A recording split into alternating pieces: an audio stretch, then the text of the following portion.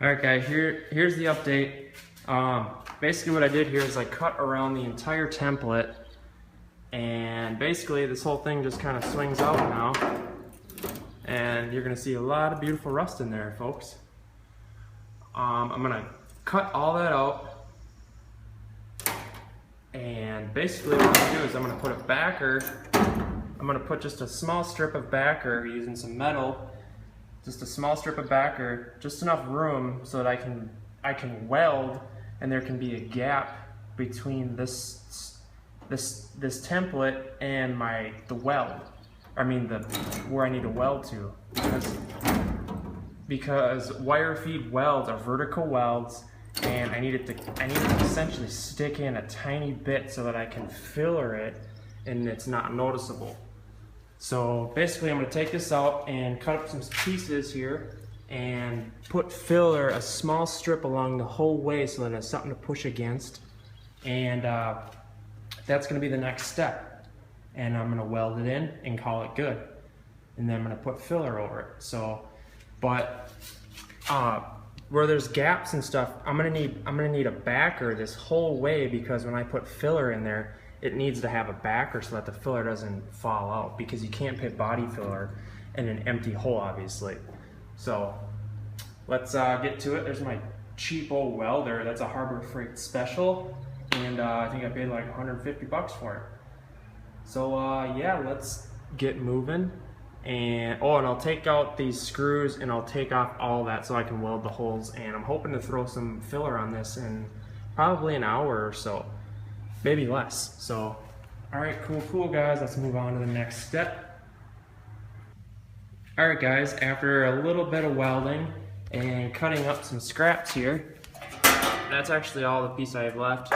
But as you can see here, I welded a little strip across the entire, just tack weld here, welded across an attack strip, and I can't speak today, around the entire thing here. And basically now my template will literally seat in here, and there's a gap I can weld in, and it will actually hide the welds, and I'll be able to just grinder them down and put filler over this whole mess. So it's really not that hard to put these in. You kind of got to think around using a wire feed, because wire feeds are vertical welds, and you know, a body guy wouldn't use this type of welder. He'd just cut this symmetrical and butt weld it. But we all don't have $4,000 welders. Mine's 140, 50 bucks. So, and as you can see, I'm such a hack, I can't even cut the line straight here. But there's enough backer here that I'm going to weld it, and it's all going to be welded together. So let's move back here a little. I'm holding it here with one arm, so it's kind of tough. But basically now I'm going to weld it, and it's going to be in there, and it's going to be flat. You know, as you can see here, it's flat. It's tough to tell, but see, you can see some of the vertical welds because they stick out. The idea here is to have everything flat, and if something isn't flat, you need to push it in, because, and it just fell out. But you get what I'm saying here. It's tough to hold with one hand and one hand in the camera. Should have got my tripod up here. But yeah, I'm gonna get to welding because I'm dying to see what this is gonna look like, and I'm excited to have this in here and get some filler on it. So, all right, cool. Let's sorry about the closeness of this. I need to get my tripod. So, all right, sweet guys. Check the next vid for progress. All right, guys, I got them all welded in here, and it seems my little cheap old welder has done it again, because this job looks, it doesn't look the best, but when I get filler over it, it's gonna do the job, and it's gonna look brand new.